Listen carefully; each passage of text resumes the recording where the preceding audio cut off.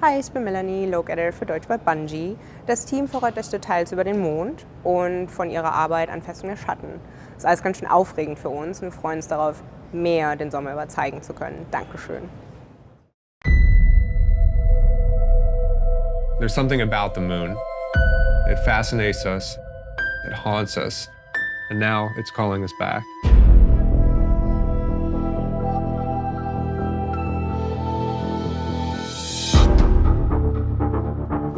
And going back to the moon started as a bit of a passion project. We want to see, can we take this destination and really stand it up alongside all the rest of the destinations we've made in Destiny 2? So how can we bring back the moon as a twist, make every player realize that it's the moon but with something new on it? Shadowkeep, the moon is entirely changed. It's completely remastered. There have been a bunch of different changes, both large and small, for players to kind of experience on their own and find. We have about double the amount of space. There's more than twice as many places you can go. You've been here before, but it's not the same. Main thing that drove us was the idea of what if there was a hive castle right on the surface.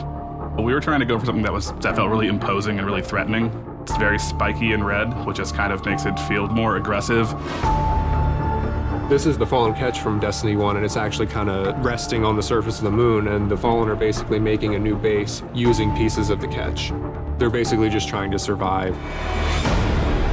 There's a bunch of new lost sectors in the destination. This is one of the spaces in Destiny 1. You couldn't really go inside of it, but in Destiny 2, we kind of let you get deeper into these structures on the moon.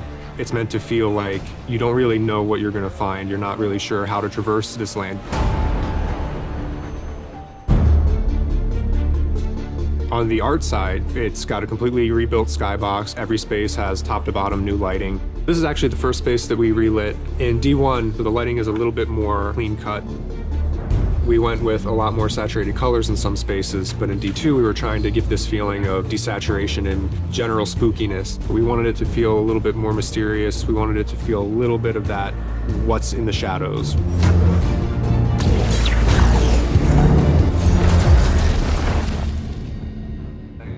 We're definitely respecting a lot of the secrets that started in D1, and we're exposing those and digging into them a lot more.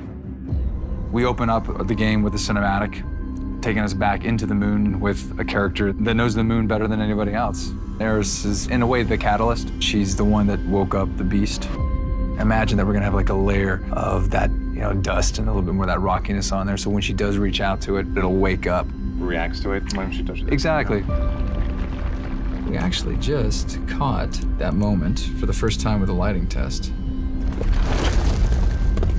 Eris discovered something under the surface of the moon, a hidden darkness.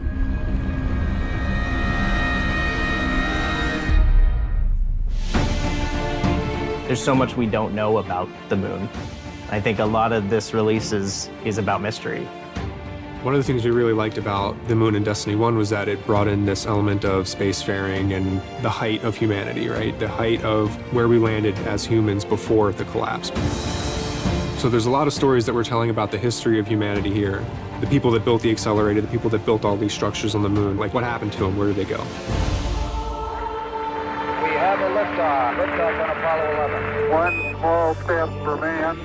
Landing on the moon in real life was a gargantuan achievement for humankind. We're coming up on the anniversary of that accomplishment. We want to pay respect and kind of like homage to that moment in human history.